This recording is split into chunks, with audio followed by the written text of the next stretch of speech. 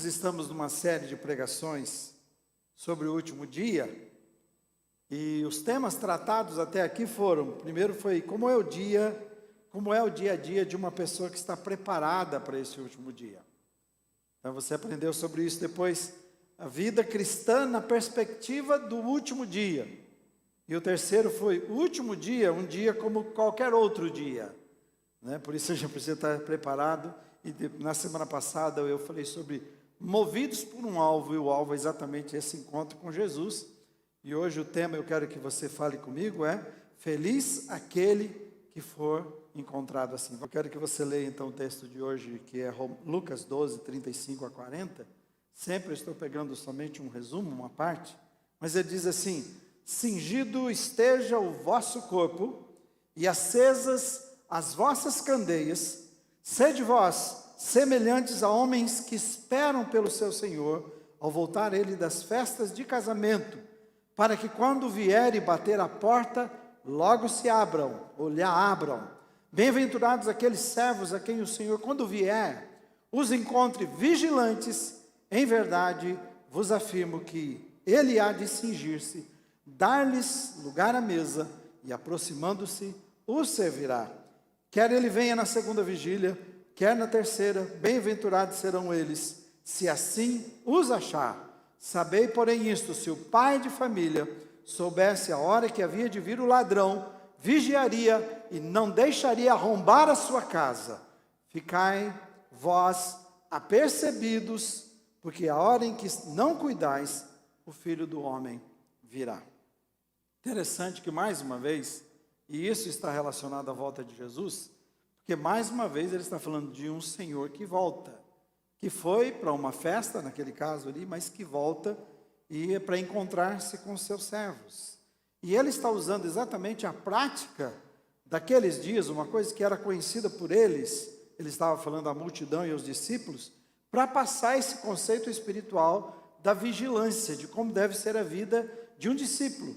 E é interessante que, mais à frente, Pedro faz uma pergunta: Jesus, isso aí é um ensino para a gente, né, que somos líderes, ou o Senhor está falando para todo mundo? Não, essa é uma palavra para todos.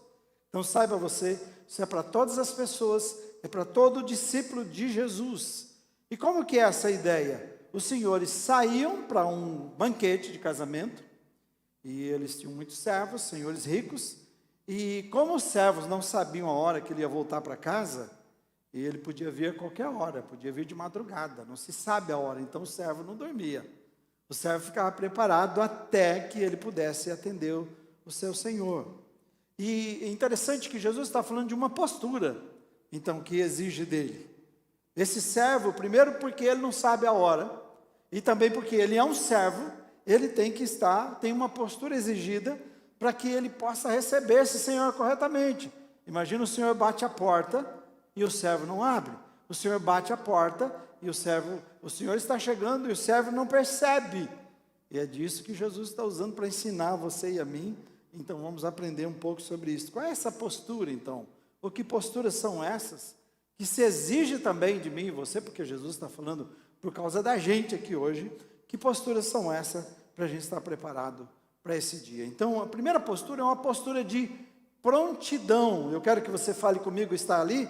Vamos lá? Esteja preparado para o verdadeiro propósito de sua vida. Preste atenção. Jesus está falando sobre esse assunto e muito sobre esse assunto. Eu quero que você preste atenção sobre o que ele está falando, porque essa mensagem é para mim e você. Esses dias têm despertado a nossa vida, e o meu coração, como eu disse para vocês, não sou mais o mesmo pastor, não vivo mais do mesmo jeito que eu vivia, mesmo porque a gente tem todos os dias ser uma nova pessoa, mas também esse tempo tem nos ensinado, tem mostrado a urgência, tem me falado claramente qual é a palavra de Deus, para que rumo nós devemos ir. E é exatamente a palavra para nós cristãos, para a gente acordar, para nós nos acordarmos, para nós nos apercebermos dessa realidade espiritual e viver isso que Jesus nos chama, o seu chamado para cada um de nós. Por isso começo: esteja preparado e comprometido com o seu verdadeiro propósito de vida. Você já ouviu de mim nesses últimos dias que quando a vida da gente está em jogo, a gente tem que ser seletivo, não é? Nós precisamos prestar atenção. Se o que eu vou fazer vai custar a minha vida, eu vou tomar cuidado com isso. Eu creio que a gente estava pensando que a nossa vida não vai custar muito. Eu posso continuar fazendo o que eu estou fazendo, depois eu vou parar para avaliar como serão as coisas, mas nesses dias o que a gente está vendo muito claro, e Deus está chamando a nossa atenção exatamente por isso, a cuidado. Porque a sua vida, né?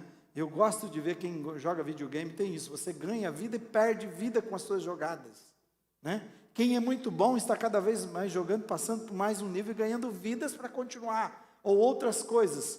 Mas tem aquele que vai perdendo, perdendo, chega uma hora que ele perde o jogo para o outro, se ele estiver em competição, porque acabaram as suas vidas. A gente tinha que ficar também, e levar em consideração isso no dia a dia, apesar de ser um jogo. A vida não é um jogo, mas nós estamos gastando cada dia. Por isso eu disse a você, eu levanto cada dia, já fiz isso novamente hoje. Oro pela minha esposa, depois ela ora por mim, oro pela família, oro pela igreja, todos os dias.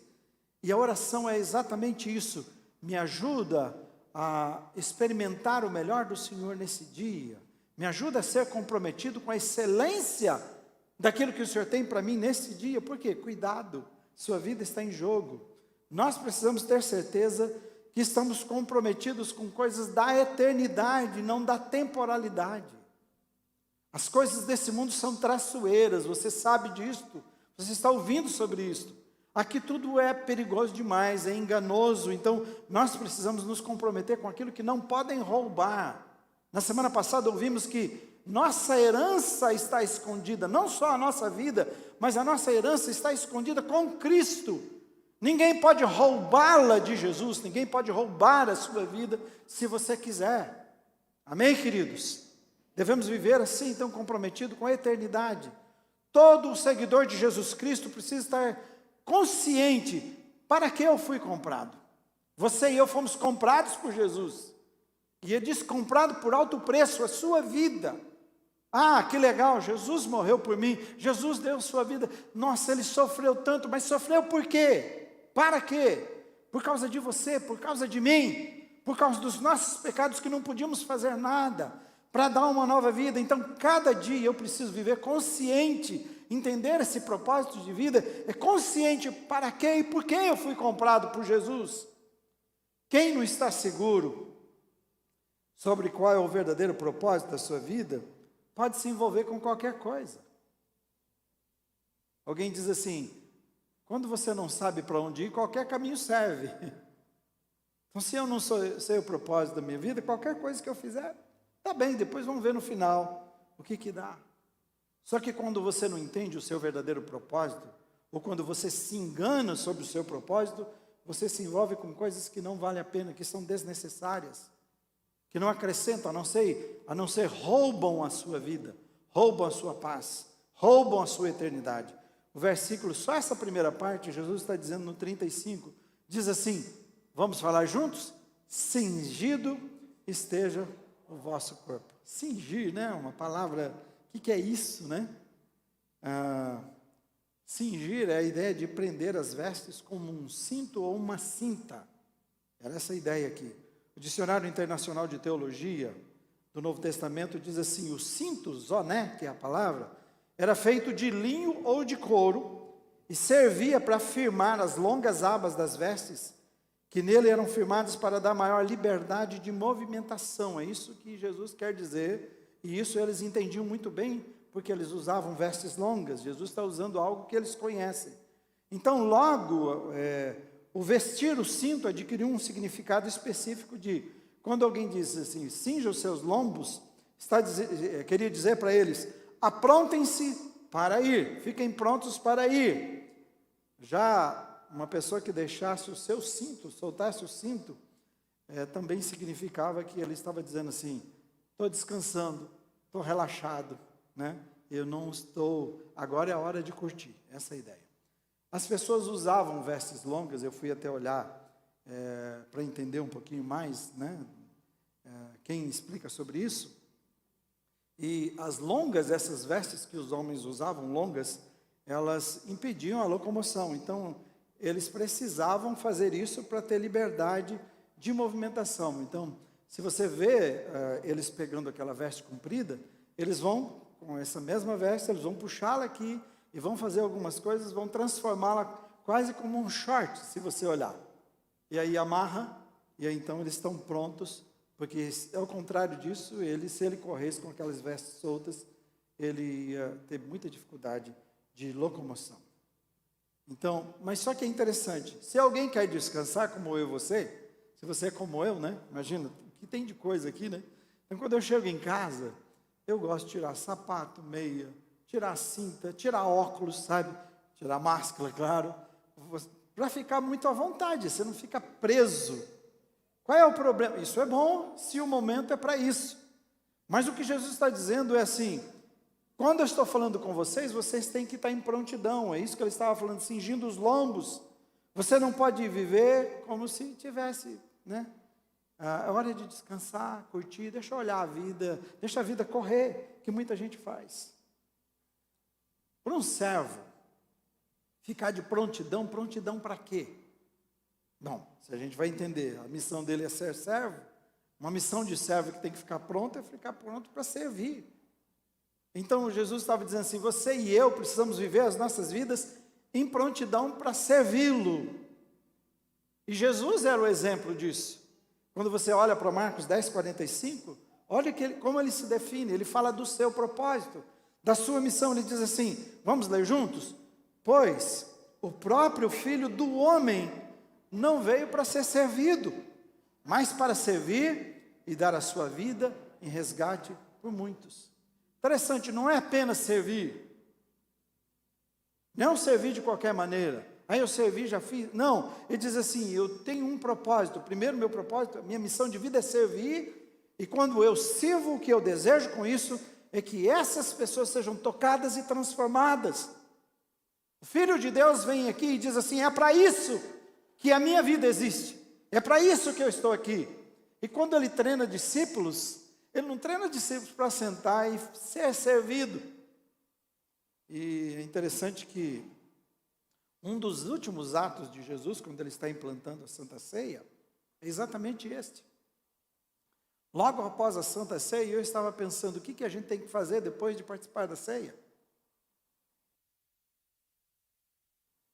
Logo após a Santa Ceia, Jesus vai lá, pega uma bacia, pega uma toalha, bacia, põe água e lava os pés dos seus discípulos. Se para você não tem significado, também o costume lá era que o anfitrião deixaria a água à disposição do seu convidado.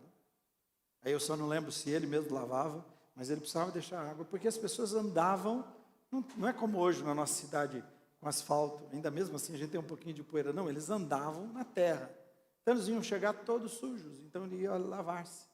E o que Jesus está fazendo é, não só tem água à disposição, mas Jesus pega essa água, e essa bacia, Jesus coloca-se na posição de servo e lava os pés, sabe? Jesus estava dizendo assim, eu não estou aqui para minha satisfação, quando ele diz, eu não estou para minha satisfação pessoal. O meu chamado, o meu propósito não é para a minha vida, é para a vida das pessoas, tocar as pessoas. A discussão dos discípulos é quem é maior no reino. E Jesus, maior no reino, é aquele que serve. Não é o que é servido, mas aquele que serve. Nós somos chamados, esse é o propósito. Agora eu não preciso dizer para você que nós estamos tão ocupados com as nossas necessidades, com os nossos planos, com a nossa satisfação pessoal. Espiritualmente é o mesmo que a gente chegar na nossa vida, tirar a roupa, o cinto, sentar e ficar relaxado e vamos deixar a vida seguir espiritualmente. Como se nós fôssemos donos da nossa vida e não tivéssemos que dar satisfação a ninguém. Muita gente pensa assim. E a gente leva a vida assim, porque Deus não aparece na nossa casa, Deus não manda cobrança, então a gente vai fazendo de conta. O seu espírito fala. Você ouve a palavra, Deus fala com você através das situações, Deus fala através de gente, de pessoas com você, mas nós estamos lá fazendo de conta que está tudo bem, como se fôssemos donos de nós mesmos e não devemos. Eu vou descansar, eu vou curtir, eu vou viver a minha vida. Por isso ele chama a atenção do jovem, toma cuidado, lembra do seu Criador quando você pode fazer alguma coisa pela sua vida. Vai chegar um tempo que pelas suas decisões, Ele diz, você mesmo vai conduzir a sua vida para um rumo que você vai chegar e vai olhar para trás, porque é que eu joguei a minha vida fora. Ele chama a atenção para cada um de nós. Então, o fato de amarrar esse cinto e adequar a roupa era para conseguir liberdade de movimentação. E isso então nos leva a pensar no nosso dia a dia. Quais são as coisas na sua vida, na minha vida, que nos impedem, que se tornam um tropeço nessa corrida que nós temos espiritual com Jesus Cristo, que Ele nos salvou e nos chamou. Se você recebeu a Jesus em seu coração, você precisa estar consciente de que você está a serviço dEle. Todos os dias você e eu temos que levantar e lembrar disso. Estou a serviço do Rei, Jesus Cristo, que me comprou. E você precisa estar em prontidão a esse Rei. Como eu posso servi-lo? Como eu posso honrar o seu nome? O que significa servir ao Senhor nesse dia? Amém? Deixa eu dizer, lá embaixo tem um espaço, se você quiser, e tem mais pai lá com crianças. Pode descer lá e dá para vocês ficarem juntos e assistir. Assim você não perde, tá bom? Se quiser, fique à vontade, tá bom? Olha, se você deseja ter um encontro com Jesus, e seja o seu encontro mais feliz da sua vida, viva preparado e comprometido com esse verdadeiro propósito da sua vida. Eu preciso entender qual é o verdadeiro propósito que Jesus tem para mim. E viver comprometido com Ele, servir ao Mestre. Sabe o que é levantar assim cada dia? Cada um de vocês? Será que você tem essa consciência que você e eu precisamos, comprados por Jesus, levantar cada dia e perceber isso, e entender isso, e comprometer-se com isso? Qual é a tua vontade hoje, Jesus? Qual é o seu projeto para mim hoje? Eu sei que terão coisas boas e ruins. Como é que eu posso servir? Mas também eu vou encontrar muita gente sedenta. Não só olhando para mim como eu vou enfrentar esse dia, mas como eu vou tocar as pessoas, porque Ele diz, eu vim para resgate. Assim como eu e você fomos resgatados por Jesus. Eu vim para dar a vida pelas pessoas, para servir e dar. Você está aqui para servir e dar a sua vida. Segunda postura que a gente entende e aprende com Jesus é a postura da esperança. Vamos falar juntos? Não permita que nada roube o seu espírito de esperança. Não permita. Tem até um pessoal que trabalha com roubadores da alegria, né? E eles tentam trazer alegrias para as pessoas. E eles tentam mostrar o que rouba, né? E depois trazem alegria. E você e eu somos chamados a verificar o que é que rouba, que mina a nossa força, a nossa esperança. Uma pessoa que perde a esperança é uma pessoa que não tem futuro para ela. Perdeu a esperança. É uma pessoa que paralisa na vida, e paralisa todo o seu potencial, porque não tem futuro, não tem amanhã.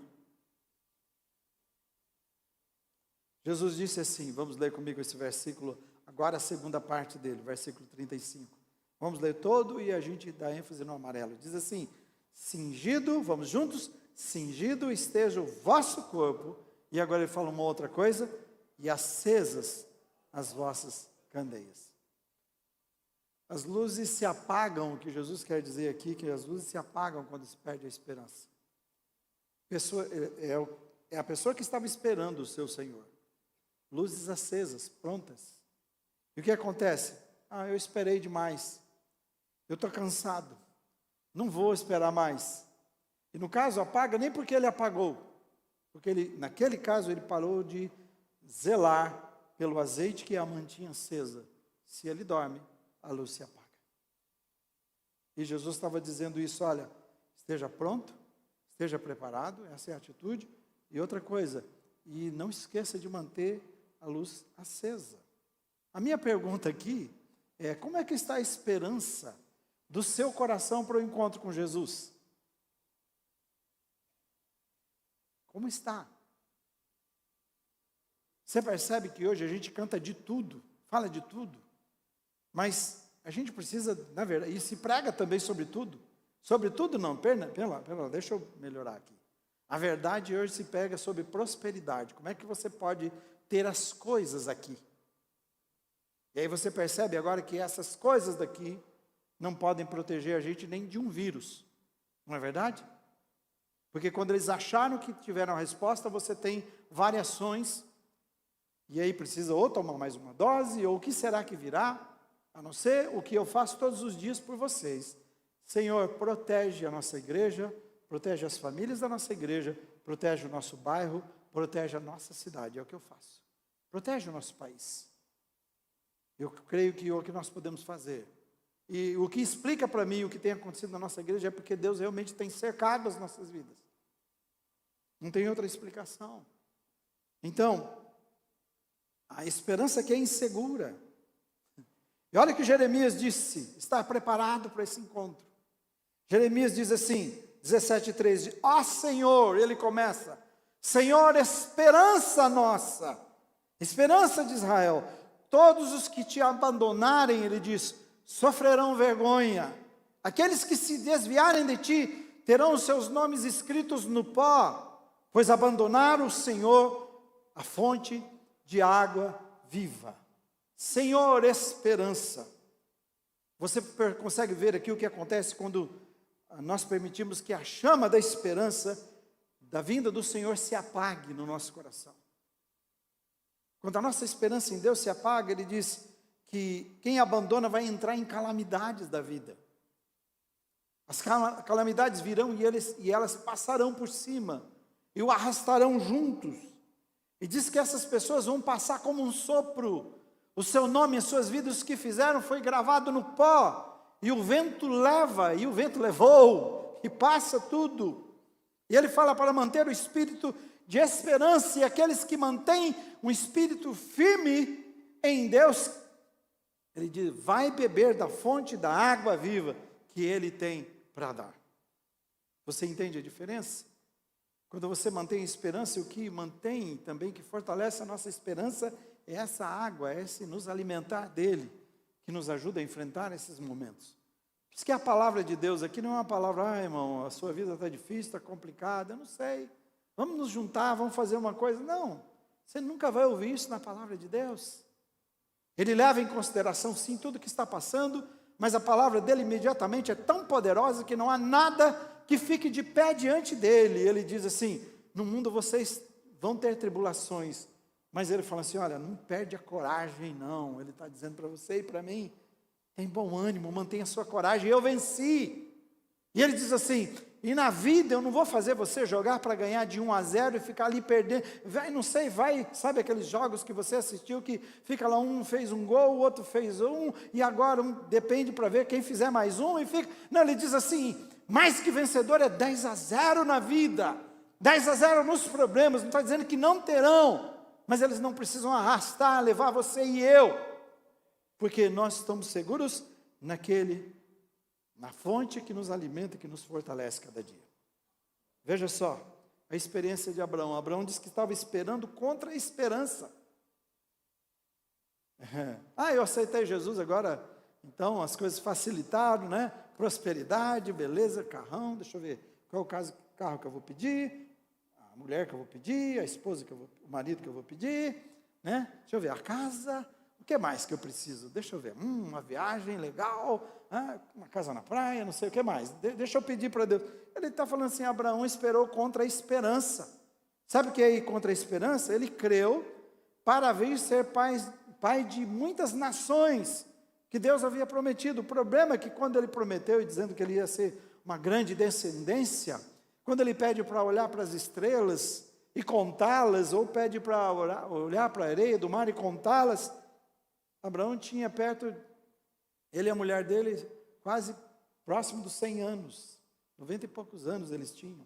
Quando teve filho, acho que era 100 já. Ela diz, eu já cessei os meus costumes de mulher, o que o senhor está dizendo? As pessoas hoje estão preocupadas perto dos 40, 50 anos, né? As mulheres em geral preocupadas, como é que vai ser? Né? Algumas, deixa eu apressar aqui e tal. Agora, o problema é que essa mulher aqui está em 90 anos. E aí recebe essa promessa, você vai ser mãe de muitas nações, você vai ser pai de muitas nações. Como assim? Que isso? esperar contra a esperança, mas ele creu que poderia ser. E quando ele morre, ele continua crendo, porque ele é pai de uma pessoa, de Isaac. Um Isaac que ainda Deus diz, vai e sacrifica ele para mim. Sabe o que é esperar contra a esperança? É possível que você esteja desanimado, porque as coisas não são tão fáceis na vida. Eu imagino que não estejam. Você está vendo nesse momento, né? Nossa insegurança em todas as áreas. Um país tão rico, tão grande como o nosso. Era para a gente estar muito bem, todos os brasileiros muito bem financeiramente, de verdade, irmãos. Mas você vê quanto dinheiro roubado, quanto dinheiro desviado. E os políticos sempre estão, não, a política não é o problema. A política em si não, mas a politicagem. As pessoas que trabalham para si mesmos. É outra oração que eu faço todos os dias. Que eu vou pedir que você faça em relação ao 7 de setembro. Que você ore. A Bíblia diz que nós podemos pedir para Deus que aqueles investidos de autoridade tenham temor e tremor no coração. Além disso, que eles se convertam.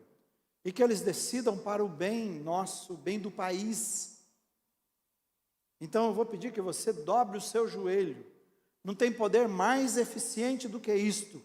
É o poder de Deus. Quando você ora, você está clamando a Deus. Clame para que Ele mude, para que Ele altere tudo. E Ele vai fazer isso. Não tenha medo disso. Então as coisas não estão redondinhas. As coisas não estão certas. Você está inseguro agora ou sobre o futuro. Mas Abraão diz assim que, a Bíblia diz que Abraão creu contra a esperança. Tudo era ao contrário daquele que foi prometido para ele. Tudo era diferente. Mas ele se torna o pai da fé porque ele acreditava.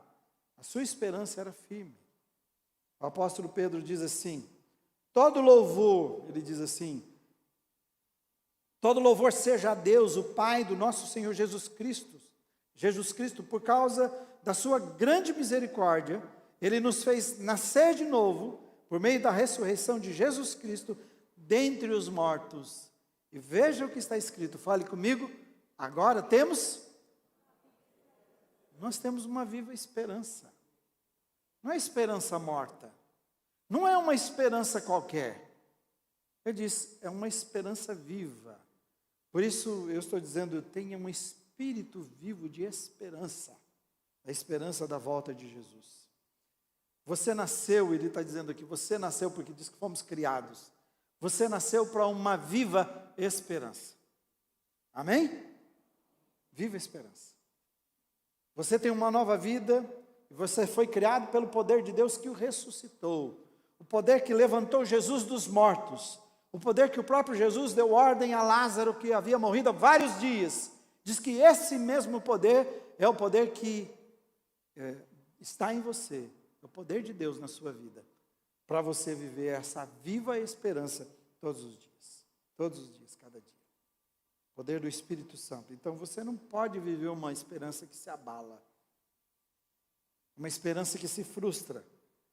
Paulo diz em Romanos 15, 13 assim, e o Deus, leia comigo isso aqui, e o Deus da esperança vos encha de todo gozo e paz no vosso crer. Porque quando eu perco a esperança, porque a minha fé se foi. E diz, para que sejais ricos de quê? De esperança no poder do Espírito Santo. O Deus que nós servimos é o Deus da esperança. Aleluia. Eu olho para tudo e perco a esperança. Mas quando eu olho para Jesus, minha esperança se renova. Amém? Então você pode olhar para situações políticas, econômicas. Você pode olhar, quem sabe, para o problema do seu casamento, da sua família, os seus negócios, seus problemas pessoais, e desanimar e se frustrar. E ele diz, mas espera lá, pare aí. Não se esqueça. Você é nascido de novo. Esse novo nascimento é comprometido com o Deus da esperança. O Deus da esperança que põe no seu coração a viva esperança. O que acontece? O que você deve fazer se a chama do seu coração estiver apagado ou se apagando? Corra para o Deus da esperança. Amém? Bata a sua porta. Ô Senhor Jesus, perdi as forças aqui. Senhor Jesus, na verdade eu perdi o rumo aqui. Senhor Jesus, eu estou desesperado aqui. Desesperar, perder a esperança. Eu não vejo saída aqui. E o Deus da esperança é aquele que renova em você. Fonte de água viva. Alimenta você.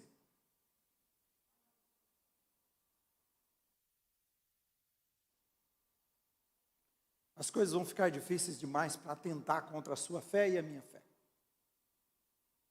E ele diz que, esse texto está dizendo assim, que ele enche de gozo, de paz o seu coração. As coisas atentam com a minha alegria, atentam com a minha esperança, mexem com a minha fé, mas ele é esse Deus. Essa esperança para renovar o gozo, a alegria do seu coração. O Espírito Santo é chamado de aquele que derrama alegria no nosso coração. Alegria quando não há alegria. E quando há, ele coloca muito mais para você experimentar o melhor dele. Deus faz tudo o que é necessário para que você seja rico. Quando a gente olha para aquilo ali, ele diz para você não ter apenas um pouquinho de esperança, mas para você ser rico de esperança. Para mim, a grande diferença nesses dias, e a diferença com o mundo perdido, é exatamente isso. As pessoas já se esgotaram, suas forças e energias, e soluções se esgotaram. E aí onde aparece você e eu, para ser essa esperança para o coração, a força para eles, e ditar qual é o caminho para eles poderem enfrentar todas as coisas. Então, eu chamo a sua atenção para o fato de que você não deve deixar que nada roube o seu espírito de esperança em Jesus Cristo. E se isso já aconteceu, então, você deve falar agora: Jesus, derrama novamente, enche o meu coração da alegria e do conforto que o Senhor tem para mim. No nome de Jesus, no Espírito Santo que habita em nós. Você já tem a fonte, já está em você. É o Espírito Santo de Deus. Encha-se dele e você estará cheio de esperança. Terceiro e último. A última postura é a postura da vigilância. Vamos falar juntos? Viva em estado de alerta constante. O exemplo que Jesus usa, ele está falando de um ladrão. Eu gosto de Jesus nisso, ele é muito claro. Ele diz, como a gente não sabe a hora que o ladrão vem, então o que a gente faz? Fica atento constantemente. Pelo menos é assim que deve ser. Até o jeito que a gente para no sinaleiro, o sinaleiro que a gente para mais atrás, não é assim? Se você é assim, se a gente percebe que o lugar é inseguro, a gente vai mais devagar para tentar pegar o sinaleiro aberto. Não é assim que a gente faz? Eu tento ficar o menos parado naquele lugar. Procuro pegar lugares que não são bons. E mesmo assim estou ali de olho. Onde eu estou indo com o meu carro, indo com a minha família. Poxa, tem pessoas aqui que parecem que não são. Esse lugar não é seguro. E quem são? Eu estou preocupado com essas pessoas. Então, isso é estar ligado. Não, liga o som do carro, põe no último. Não é? Eu acho que é isso que a gente faz com a vida espiritual. Comentário Esperança diz o seguinte: vigiar define um estado do coração em que o pensamento em Deus e a nossa responsabilidade para com Ele, bem como a expectativa do seu retorno, de nosso Redentor e Juiz, estão continuamente presentes na nossa mente. Isso é vigiar. Que a gente pensa que vigiar é ficar sentado olhando, né? É mais que isso. Lembra que é ação. Ele está dizendo assim, vigiar é um estado do seu coração. Vigiar é proteger o comprometimento do nosso coração. Eu vou parar para avaliar com que é que ele está comprometido. E é interessante que antes de Jesus falar, dar esses dois exemplos, e que ele está dando abaixo, que esse é um deles do texto que nós lemos, ele está falando de algo antes. Ele diz assim, onde estiver o coração, onde estiver o seu tesouro, ele diz, aí estará o seu coração. E aí depois de dizer isso, ele passa a falar o que nós acabamos de ler, esse texto que estamos nos baseando hoje. Então ele está dizendo, tudo está sobre isto, dependendo disto, ou sob isso, dependendo disto. Ele diz, onde estiver o seu tesouro, estará o seu coração. O que significa então que o nosso coração estará comprometido com aquilo que nós achamos que tem mais valor, que a gente acha que é importante, que dá segurança, que traz satisfação, que faz bem para a vida. Aí a gente se compromete com isso. E ele diz, é aí que a gente tem que avaliar. Porque onde estiver aquilo que nós valorizamos, nós vamos estar comprometidos no esforço, na dedicação, no tempo, nos recursos, com a nossa vida. Tudo a gente vai canalizar para aquilo que a gente fala, isso é valioso, é isso que eu vou fazer.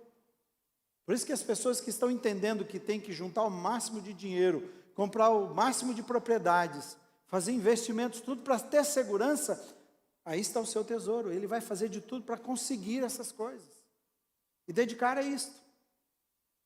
E Jesus chama a nossa atenção. Veja onde está. Tenha certeza onde o seu coração está firmado. O versículo que ele está usando, então, como base nesse ponto vamos falar juntos? Bem-aventurados aqueles servos a quem o Senhor, quando vier, os encontre vigilantes. Vigilante seu pensamento está em Deus. Isso é vigilância.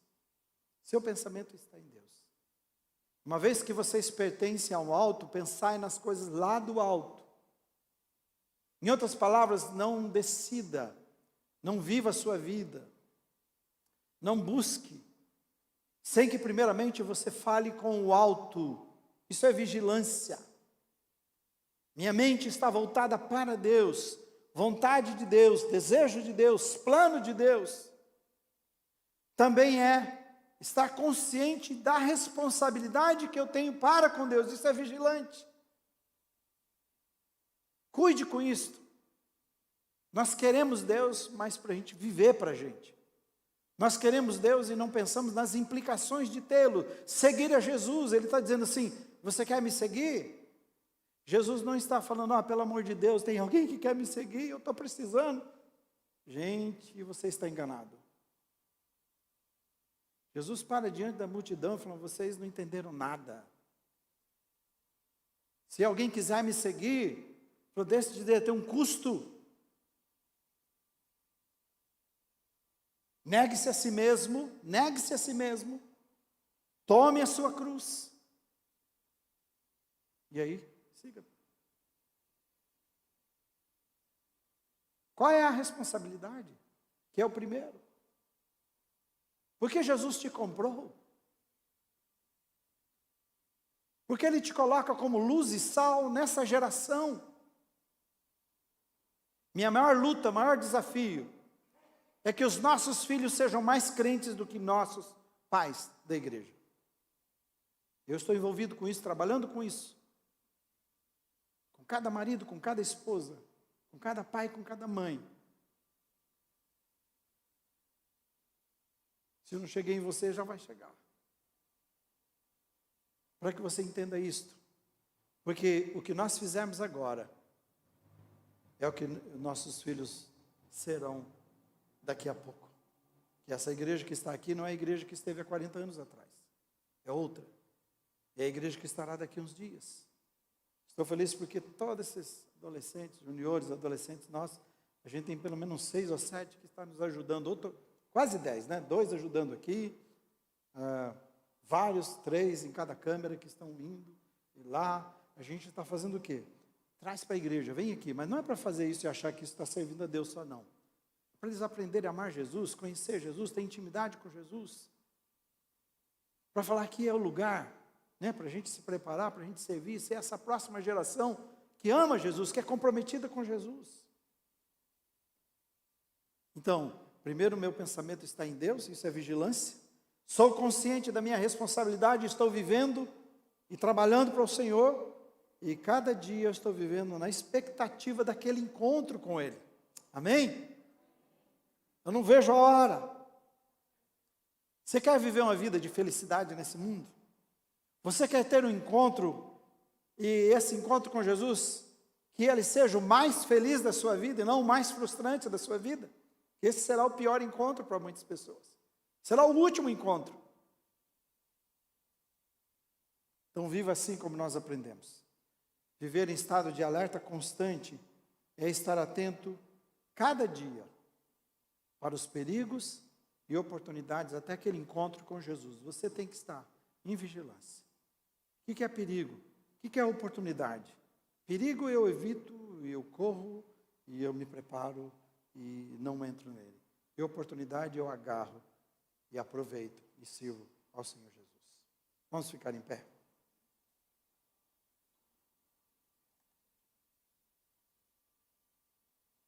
Para revisão e aplicação, eu acho maravilhoso porque Jesus faz tudo para que a sua palavra seja tão clara para mim e você, enquanto esperamos a sua volta. Tivemos um encontro com ele, que foi maravilhoso, e agora, ao invés dele dizer assim, não vou deixar vocês órfãos, primeiro eu vou dar todo o poder que vocês precisam para viver a vida maravilhosa que eu chamei vocês, mas eu não vou deixar órfão, eu vou enviar o meu Espírito que habita em vocês, ele vai estar com vocês, mas vai estar em vocês, ele diz. Isso é maravilhoso, para que a gente possa caminhar a nossa vida, todos os dias até o encontro com ele. Ele diz aqui, vocês também não ficaram soltos nesse mundo para ver o que vai dar, a vida de vocês não termina aqui, um novo céu, uma nova terra preparada, isso é Jesus. E ele é claro, ele não está dizendo, olha, tenta descobrir aí o que eu planejei para a sua vida. Não, eu tenho, você aprendeu hoje, ele está dizendo para você e para mim. Então, se você quer tomar uma decisão sobre essa palavra hoje, primeiro, com base no primeiro ponto, reveja se você está preparado e comprometido com o verdadeiro propósito da sua vida, que é servir a Deus, servir a Jesus. Reveja seus comprometimentos, reveja a sua vida, reveja como você está indo. Você está comprometido com isso ou está comprometido com coisas particulares? Deus não está dizendo para você deixar as suas coisas particulares. Ele só está dizendo que as suas coisas particulares não sejam mais importantes e definam a sua vida. Porque ele não quer um bando de pobre por aí pedindo na rua, ele não planejou isso. Quer que você diz, é melhor ter para dar do que para receber. Então ele não está contra isso. Ok? Mas o que ele está dizendo para você e para mim é, não deixe que essas coisas afetem a sua vida. Então reveja o propósito da sua vida. Com que você está envolvido? Que você também reavive a sua esperança nele. Reacenda o espírito de esperança. Quem sabe você ficou em casa e gostou de ficar. E não é um problema ficar. O problema é gostar. Você pode gostar de casa, eu quero que você goste. Não é esse o problema. É que, puxa, mas é tão gostoso ficar assistindo Jesus daqui, né? Puxa, que legal. Mas aí você fala, pensa, meu irmão, aí você fala, esses que ficaram em casa. Não, nada disso. A gente senta aqui no banco, mas é tão gostoso ouvir o pastor, né? Ou cantar, louvar. Reacenda a esperança do seu coração. Reaviva, para você servir a Deus. Tá bem? Para você servi-lo da melhor maneira, com todo entendimento, né? Que você se coloque, a terceira coisa é que se coloque em modo de alerta. Eu tenho que colocar o meu celular em modo avião para eles trabalharem aqui agora, né? E no caso aqui, a gente precisa de um modo de alerta na vida espiritual. Está em modo de alerta aqui o tempo todo, sinal, me avisando, não vire aqui, não entre ali, vá por aqui, vá por lá. Essa é a ideia de estar preparado para aquele dia, para servir o Senhor Jesus. Agora, sabe uma coisa que passou aqui desapercebido, e é que é maravilhoso, eu quero terminar com essa parte do versículo. Leia comigo, diz assim, vamos ler juntos? Bem-aventurados aqueles servos a quem o Senhor, quando vier, os encontre vigilantes. Em verdade vos afirmo que ele há de cingir-se, dar-lhes lugar à mesa, e aproximando-se, os servirá. Ouça o que eu vou dizer para você, e não é o que eu vou dizer, é o que a Bíblia está dizendo, o que Jesus está dizendo. Que no dia que ele voltar, ele vai estar tão feliz de encontrar você preparado, que o fato de você estar preparado, e quando antes dele chegar à porta, você já abriu porque você estava pronto, diz que ele vai estar tão feliz com isso, o Senhor, que ao invés de os servos servirem, ele vai dizer, parem aí, ele vai pegar sua roupa de serviço, vai pegá-la, e vai arrumar a mesa para cada um, vai pôr você sentado, e vai dizer, eu é que vou te servir agora.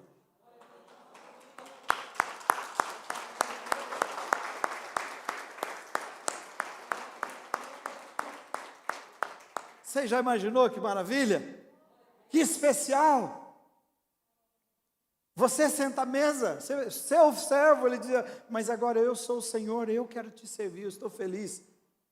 Jesus está dizendo que esse encontro é maravilhoso, será especial demais. Prepare para te encontrares com o Senhor, teu Deus. Obrigado, Jesus, por esse tempo na tua presença. Obrigado por cada pessoa aqui, cada pessoa também aqui online, que está experimentando o poder do Senhor Jesus nas suas vidas. Que cada um de nós possamos ser reavivados. Derrama novamente sobre nós da tua unção, Senhor Jesus. Reaviva as nossas vidas, reaviva a nossa fé, a nossa esperança. Ajuda-nos a comprometermos com aquilo que realmente vale a pena, a eternidade. Ajuda-nos a levantar cada dia e sermos prontos e comprometidos com aquele dia. Prepara o nosso coração, ajuda-nos a nos desvencilharmos, a abrirmos mão de tudo aquilo que se torna um peso nessa nossa corrida, para que quando a gente ver o Senhor, nós corramos na sua direção, estejamos prontos para ouvir do Senhor, bendito do meu Pai. Você não teve vergonha de mim diante desta geração, e eu não me envergonho diante também do meu Pai e dos meus anjos. Entra para o gozo do meu Pai. Aleluia, Jesus. Ajuda-nos a vivermos cada dia nessa perspectiva. No nome de Jesus, ajuda-nos a termos uma semana de vitória. E Pai, eu quero pedir junto com a sua igreja nesse momento. Eu vou pedir que você estenda as suas mãos agora. E para qualquer direção que você quiser, que você achar. É o nosso país. Vamos orar pelo Brasil. Senhor Jesus, nós colocamos a nossa nação nas suas mãos. Ela não é de esquerda, nem é de direita, ela é de Jesus. Ela é do povo que o Senhor chamou, que o Senhor comprou.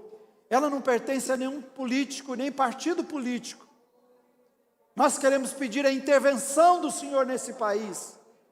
Nós precisamos de leis justas. Nós precisamos de homens investidos de poder, de justiça. Homens que tenham temor e tremor do Senhor Jesus. Eu quero pedir que o Senhor proteja todas as famílias, as pessoas que irão às ruas no dia 7 de setembro. Porque existe a possibilidade, Pai, de ser um dia perigoso por causa de lutas entre poderes. Queremos impedir o poder das trevas. O Senhor disse que o que 2 ou 3 decidirem no seu nome será feito no céu. Nós dizemos, Satanás não tem poder sobre esse país. Satanás não tem poder sobre as nossas autoridades. Haja, Senhor Jesus. O povo que sofre, o povo que é enganado, o povo que é roubado, protege, Senhor Jesus. Nós te louvamos porque o Senhor é o nosso Deus, e o Senhor da nossa vida. O Senhor tem a nossa vida nas suas mãos. A nossa herança está guardada, a nossa vida está guardada, está protegida. Cerca o nosso país, cerca as famílias, cerca as nossas vidas, cerca a sua igreja. Ajuda a sua igreja a viver uma vida que te honra. Não uma igreja do blá blá blá, não uma igreja que finge ser igreja, que se engana, mas que é verdadeiro sal e verdadeira luz. Levanta a sua igreja como um farol para este mundo, no nome de Jesus, para a glória de Jesus. Vamos aplaudir a Jesus. Que você tenha uma semana de vitória no nome de Jesus. Que a graça de Jesus abundante sobre você te faça mais que vencedor. E que você viva a vida comprometida, pronto para aquele dia. Se Ele voltar hoje, irmãos, não dá nem tempo da gente sair aqui, a gente se abraça daqui a pouco com Jesus. Amém? Deus te abençoe. Uma boa semana no nome de Jesus.